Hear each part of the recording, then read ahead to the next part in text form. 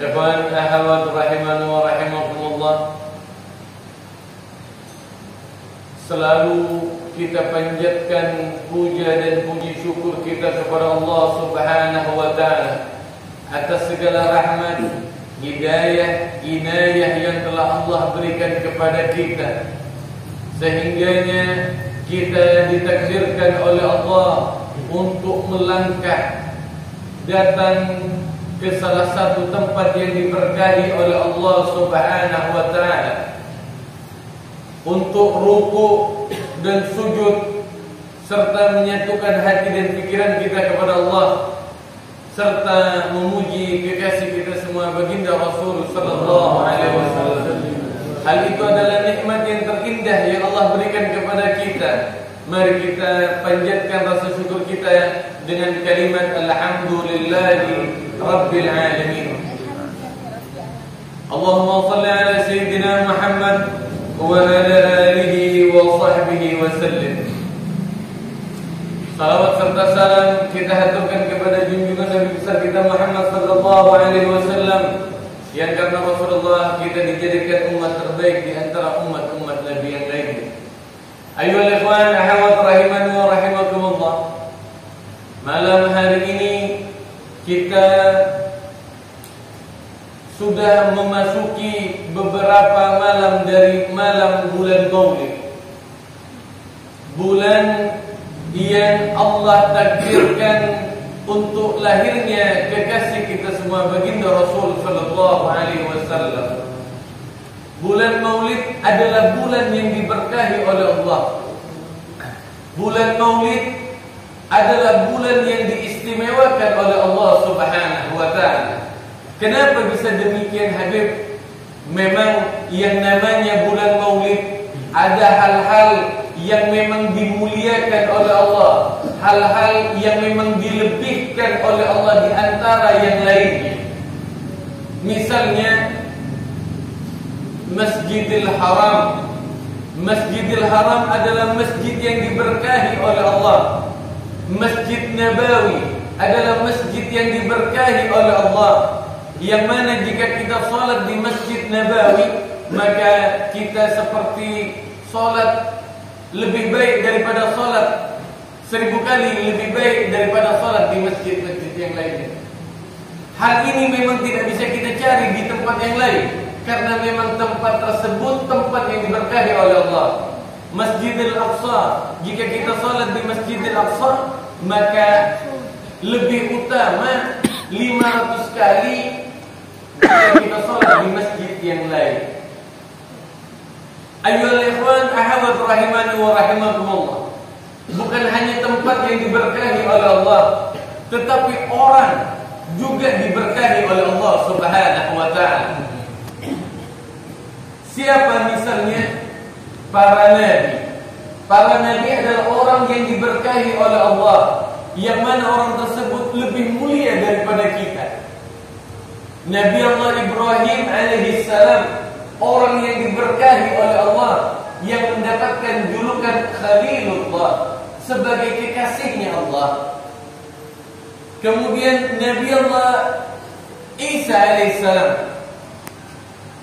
orang yang diberkahi oleh Allah Subhanahu wa ta'ala, sehingganya Nabi Allah Isa menyebutkan wa ja'alani mubarakan aynama kuntu, aku adalah orang yang diberkahi oleh Allah dimanapun aku berada.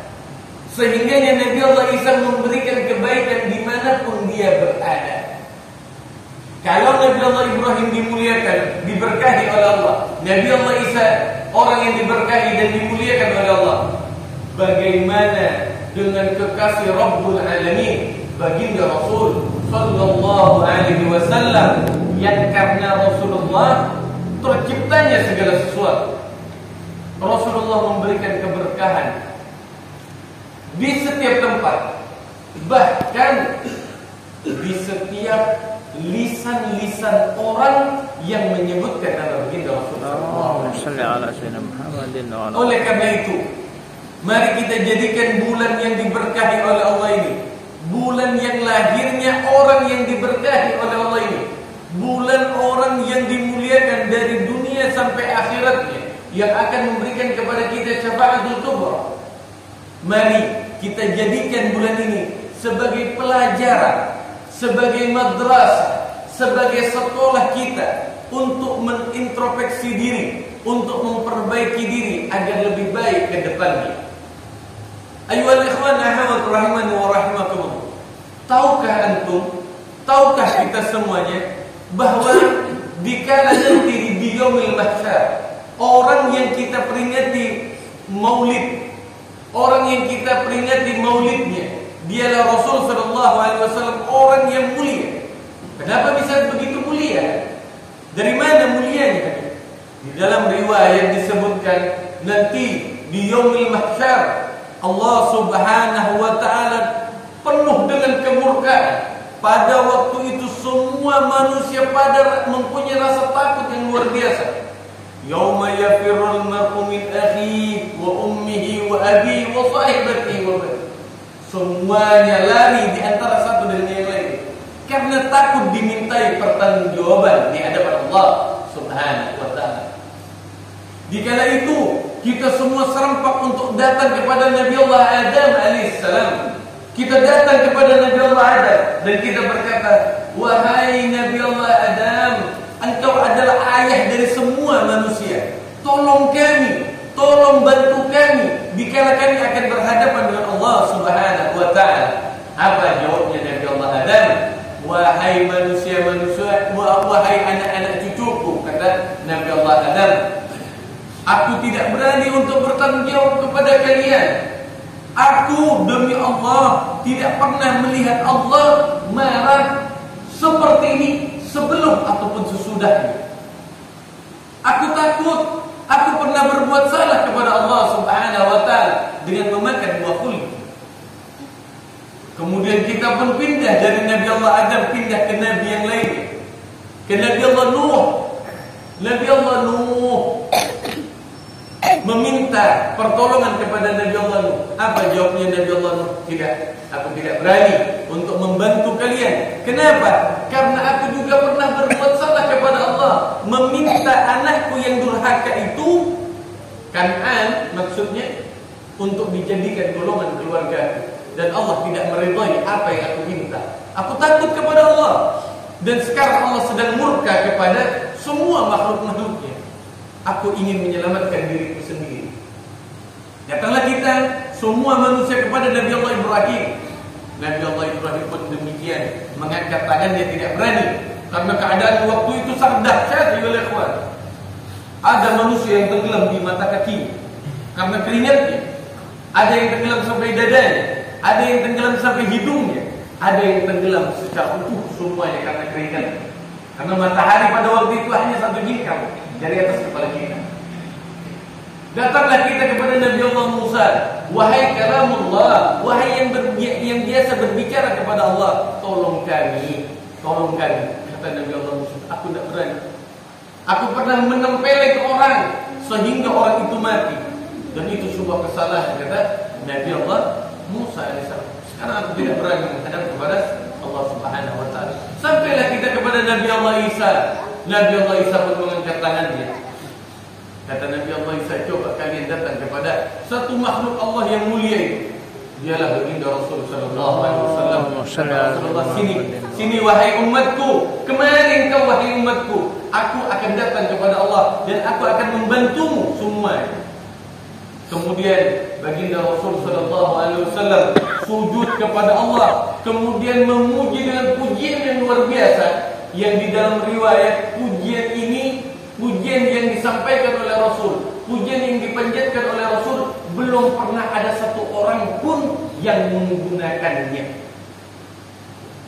Sehingganya Allah Subhanahu wa taala, jikalau Allah dengan marahnya, dengan murkanya kepada semua manusia, Rasulullah sujud kepada Allah Subhanahu wa taala, memuji Allah. Hanya Rasul yang berani memuji Allah, hanya Rasul yang berani mengagungkan Allah, hanya Rasul yang berani menanggunggjawabkan atas apa yang telah kita lakukan. Dan sudah selayaknya kita untuk mengikuti serta mengenang apa-apa saja yang telah diajarkan oleh Rasul sallallahu alaihi wasallam kepada kita semua. Ayolah ikhwan rahmat rahimani wa rahimakumullah. Rasulullah adalah makhluk yang agung, makhluk yang mulia, makhluk yang penuh dengan kasih sayang. Rasulullah itu makhluk yang penuh dengan kasih sayangnya. Tetapi yang diajarkan oleh Rasulullah untuk kita adalah hal-hal yang dapat mengundang rahmatnya Allah Subhanahu wa ta'ala. Rasul mengajarkan kepada kita untuk mencontoh Rasulullah. Di dalam satu hadis dikatakan, "Shallu kama ra'aitumuni usalli." Salatlah kamu sebagaimana kamu melihat aku salat. Artinya kita dianjurkan oleh Rasulullah untuk mengikuti apa yang diperintahkan oleh Rasul sallallahu alaihi wasallam. Kita tidak harus mencontoh yang lain, kita mencontoh Rasul sallallahu alaihi wasallam.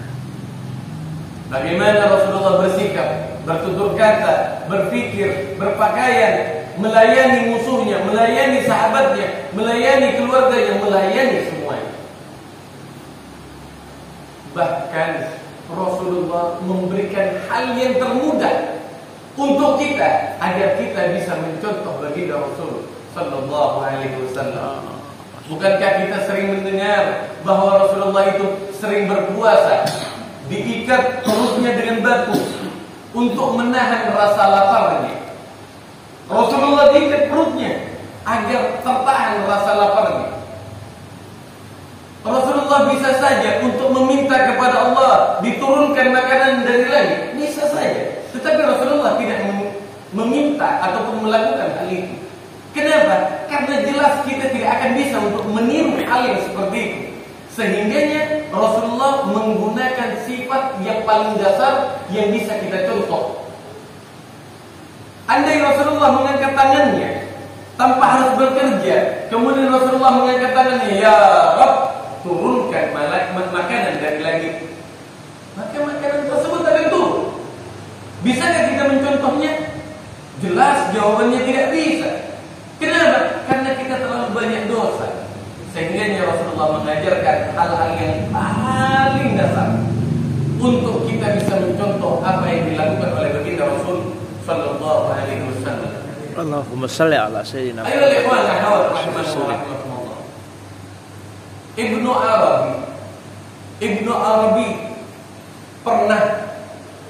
Arabi pernah menurunkan ember ke dalam sumur, kemudian ditarik oleh Ibnu Arabi.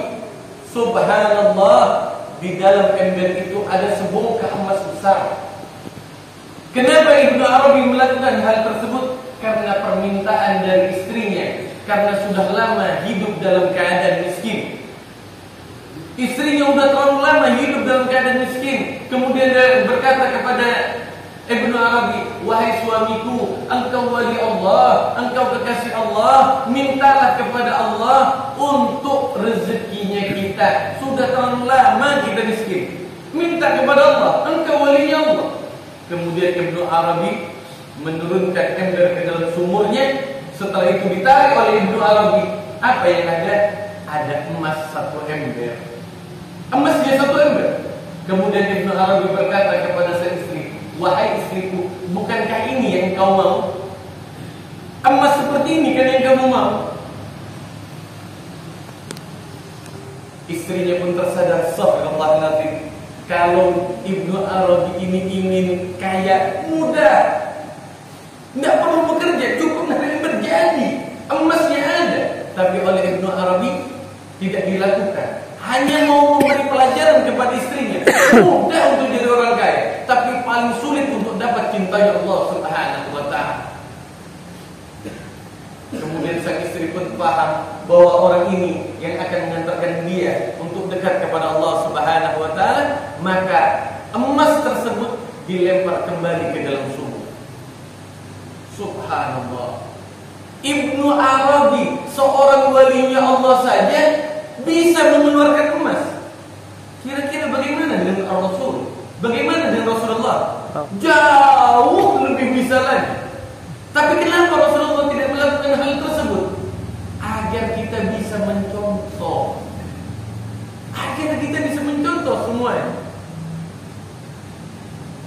Ikhwan hadirin rahimani wa rahimakumullah.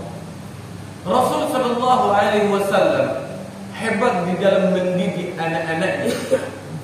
Salah satu yang dididik oleh baginda Rasul sallallahu alaihi wasallam adalah Sayyidah Fatimah Az-Zahra. Sayyidah Fatimah Az-Zahra radhiyallahu anha. Sayyidah Fatimah Al-Batul, istri dari Sayyidina Ali, putri baginda Rasul sallallahu alaihi wasallam. Sayyidah Fatimah ini mendapat julukan dari Rasulullah Ummu Abiha, ibu dari ayahnya. Ummu Abiha, ibu dari ayah. Maksudnya bagaimana, Habib? Kok bisa anak dikatakan ibu dari ayahnya? Sayyidah Fatimah dididik oleh Rasul sallallahu alaihi wasallam menjadi seorang ibu untuk melayani ayahnya. Bukan selaku anak yang melayani orang tuanya, bukan. Karena ada perbedaan jika seorang anak melayani orang tuanya atau sebaliknya, orang tua yang melayani anaknya. Sering kita mendengar, ayyuhal ikhwan, ada orang tua tunggal, seorang ibu punya anak 10. Tapi sang ibu berhasil menyekolahkan anaknya, sukses menguliahkan anaknya sampai semuanya berhasil. Layanan seorang ibu kepada anaknya, seorang ibu bisa merawat 10 anaknya, tetapi 10 anak belum tentu bisa merawat seorang ibu. Banyak kita mendengar seorang ibu ditelantarkan oleh anaknya, padahal anaknya banyak, padahal anaknya kaya, padahal anaknya bisa. Ada yang perempuan, ada yang laki-laki, tapi rata-rata mereka angkat tangan jika orang tuanya sudah tua, renta, tidak mampu untuk melakukan apa-apa. Tapi anaknya menelantarkan orang tua. Sayyidah Fatimah mendapat julukan ibu dari ayahnya. Dia tidak menjadikan dirinya melayani seorang anak kepada orang tuanya, tidak. Tapi layanannya layaknya seorang ibu, tetapi dilakukan untuk ayahnya. Subhanallah. Bukankah kita juga sudah menjadi orang tua, ya ikhwan? Bukankah kita ini pernah menjadi anak dan sekarang kita telah menjadi orang tua? Anda bisa membayangkan bagaimana dulu Anda bersikap kepada orang tua, melayani orang tuanya Anda.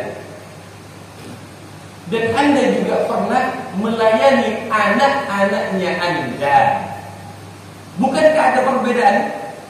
Itulah yang diajarkan oleh Rasul. Rasulullah mendidik Sayyidah Fatimah, mendidik putrinya. Tetapi pendidikan tersebut layaknya seorang ibu yang melayani anaknya, tetapi ini untuk orang tua. Ayyuhal ikhwan, akhwat rahimani wa rahimakumullah. Bagaimana keadaan wanita-wanita kita sekarang? Bagaimana keadaan wanita-wanita kita ini sekarang? Adakah yang mencontoh Sayyidah Fatimah yang dididik oleh Rasul? Kayaknya tambah tahun, tambah jauh. Media sosial lebih menguasai kita. Maulid dianggap hal yang tabu, maulid dianggap hal yang kuno. Anda bayangkan saat ini harusnya maulid, bulan maulid dijadikan sekolah. Hanya beberapa orang saja yang hadir. Tapi kalau ada konser dangdut, tidak usah diundang. Tidak usah diundang, mereka akan hadir dengan sendirinya. Malah kadangkala mereka siap berkorban untuk mengeluarkan uang agar terlaksananya acara dangdutan.